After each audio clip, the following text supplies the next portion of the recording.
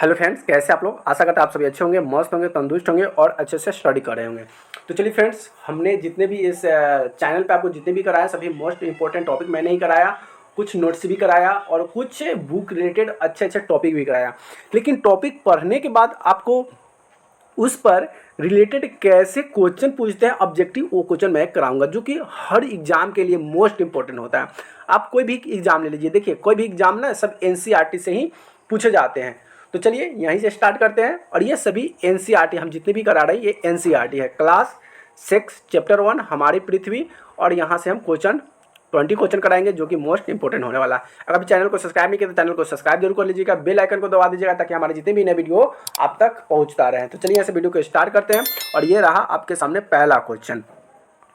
पहला क्वेश्चन क्या करा है प्यारे बच्चों, यहाँ से देखिए, सौर मंडल में कितने ग्रह हैं। सौर मंडल जो है उसमें ग्रहों की संख्या कितनी है। तो सौर मंडल में ना ग्रहों की संख्या 8 है। कितनी है? सौर मंडल में ग्रहों की संख्या 8 है, यानी कि सी इधर राइट आंसर हो जाएगा। चलिए क्वेश्चन नंबर अब देखते हैं दूसरा। क्वेश्चन नंबर दूसरा क्या कहा कि पृथ्वी का उपग्रह कौन सा है। पृथ्वी का उपग्रह, तो पृथ्वी का उपग्रह जो है ना वो चंद्रमा है। कौन सा है? पृथ्वी का उपग्रह चंद्रमा, यानी कि बी इधर राइट आंसर हो जाएगा। चलिए क्वेश्चन नंबर देखते हैं 3। क्वेश्चन नंबर 3 क्या कहा, थोड़ा सा ये फॉन्ट बड़ा हो गया है ना।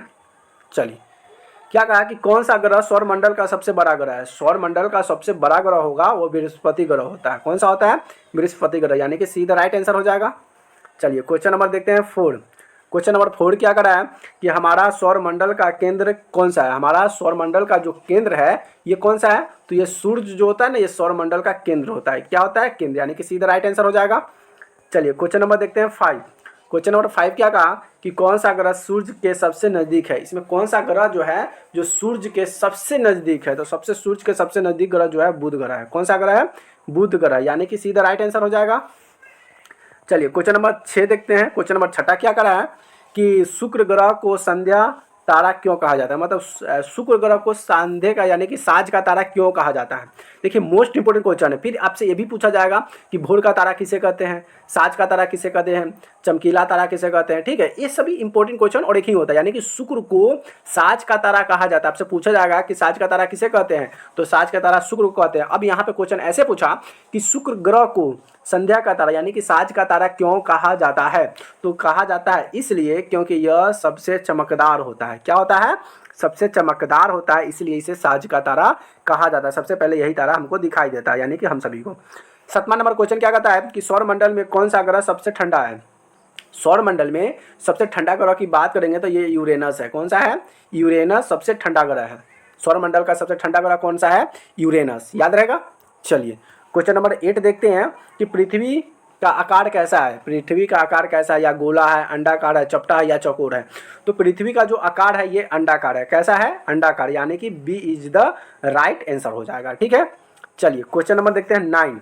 क्वेश्चन नंबर 9 क्या कर रहा है कि कौन सा तारा हमारे सौर मंडल का प्रमुख तारा है। कौन सा तारा जो है सौर मंडल का एक प्रमुख तारा कहा जाता है। तो प्यारे बच्चों बात करें सूर्य को, क्या सूर्य को ही प्रमुख तारा कहा जाता है। सी, यानी कि B is the right answer हो जाएगा। ठीक है, चलिए क्वेश्चन नंबर 10वां देखते हैं।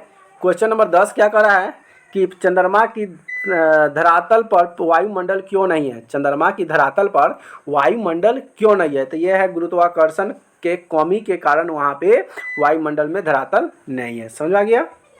चलिए अब क्वेश्चन नंबर नेक्स्ट बार देखते हैं। Question number 11। क्वेश्चन नंबर 11 क्या कर रहा है कि धरती पर जीवन संभव क्यों है। धरती पर जीवन संभव क्यों है। देखिए संभव किस लिए है, क्योंकि पानी उपस्थित है, उपयुक्त वातावरण उपस्थित है, ऑक्सीजन उपस्थित है, खाने के लिए सामान उपस्थित है, यानी कि सभी चीज़ अब पृथ्वी पर उपस्थित है, इसीलिए मानव धरती पर जीवित संभव है।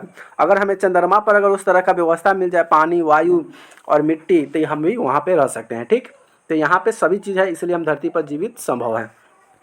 अगला बात करते हैं क्वेश्चन नंबर 12। क्वेश्चन नंबर 12 क्या करा है कि कौन सा ग्रह पृथ्वी का पड़ोसी नहीं है। मतलब इसमें कौन सा ग्रह है जो पृथ्वी का पड़ोसी से नहीं कहा जाता। तो ये बृहस्पति है। क्या है?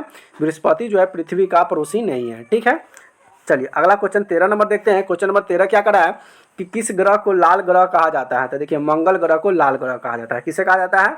मंगल ग्रह को लाल ग्रह कहा जाता है, यानी कि ये इधर राइट आंसर हो जाएगा। आपका एक कमेंट में बताना है कि ये जो शुक्र है यानी कि हम आपसे पूछ रहे हैं कि भोर का तारा, ठीक है, भोर, अब हम क्या बताएं, कोई आंसर बताएं। इससे आपको कमेंट भी बताना है कि भोर का तारा किसे कहते हैं, भोर का तारा किसे कहता है, आपको कमेंट में इसका जवाब देना है, ठीक है।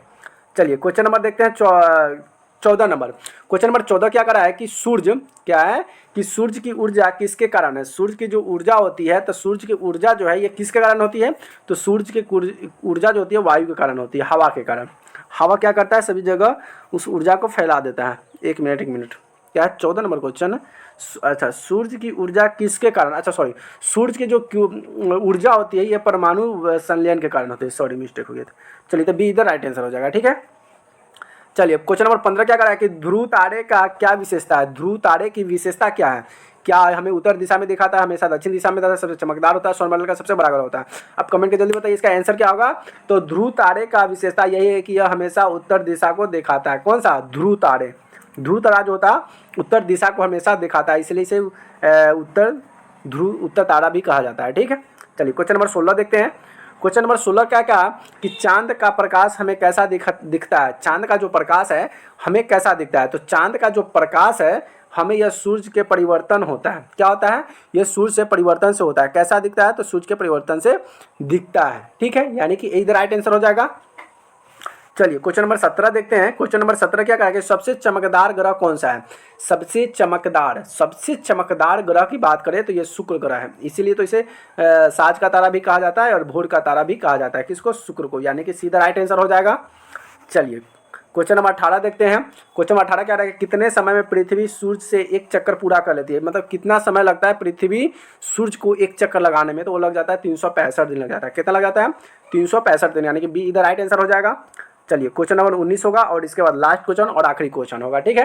क्वेश्चन नंबर 19 क्या करा है कि पृथ्वी पर मौसम परिवर्तन का मुख्य कारण क्या है, पृथ्वी पर जो मौसम परिवर्तन होता है इसका मुख्य कारण क्या है, क्यों होता है। तो अगर इसकी हम बात करें तो पृथ्वी पर घूर्णन धुरी का झुकाव के कारण ये मौसम में परिवर्तन होते रहता है, ठीक। और ये रहा आखिरी और लास्ट क्वेश्चन, आपका इसका आंसर आपको कमेंट बॉक्स में बताना है कि कौन सा ग्रह सौरमंडल का दूसरा ग्रह है, इसमें कौन सा ग्रह है जो सौरमंडल का दूसरा ग्रह कहा जाता है, क्या शुक्र है, मंगल है, पृथ्वी है और बुध है, इसमें कौन सा ग्रह होगा। आपको इसका जवाब जो है कमेंट में बताना है कि इसका आंसर क्या होगा। अगर वीडियो अच्छी लगे तो वीडियो को लाइक कर दीजिए, वीडियो को शेयर कर दीजिए और चैनल को सब्सक्राइब नहीं किया तो चैनल को सब्सक्राइब जरूर कर दीजिएगा। फिर मिलते हैं नए वीडियो में नए टॉपिक के साथ, तब तक के लिए बाय बाय, लव यू।